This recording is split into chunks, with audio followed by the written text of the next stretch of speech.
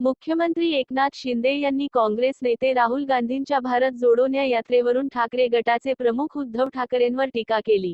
वीर सावरकरांचा अपमान झाला तरी स्वतःला हिंदुत्ववादी म्हणतात आणि त्यांच्यासोबतच फिरतात असे म्हणत शिंदेंनी निशाणा साधला आहे। आगामी लोकसभा निवडणुकीच्या घोषणेआधीच आज शनिवारी कॅबिनेटमध्ये राज्य सरकारकडून महत्त्वाचे निर्णय घेण्यात आले। या कॅबिनेटनंतर महायुतीची पत्रकार परिषद झाली। यावेळी शिंदे बोलत होते। यावेळी उपमुख्यमंत्री देवेंद्र फडणवीस, उपमुख्यमंत्री अजित पवार, मंत्री सर्वश्री धनंजय मुंडे, मंत्री दीपक केसरकर, संजय बनसोडे यावेळी उपस्थित होते। यावेळी मुख्यमंत्री शिंदे म्हणाले, आमच्या सरकारने पहिल्या दिवसापासून ते आजपर्यंत सामान्य नागरिकांच्या हिताचे निर्णय घेतले। आतापर्यंत पावणे 2 वर्षांत सुमारे 50 ते 60 मंत्रिमंडळाच्या बैठका झाल्या आहेत। मराठा समाजाला टिकणारं आरक्षण देण्याची भूमिका शासनाची पहिल्यापासून आहे। त्यासाठी विशेष अधिवेशन घेऊन मराठा समाजाला 10% आरक्षणाचा निर्णय घेतला।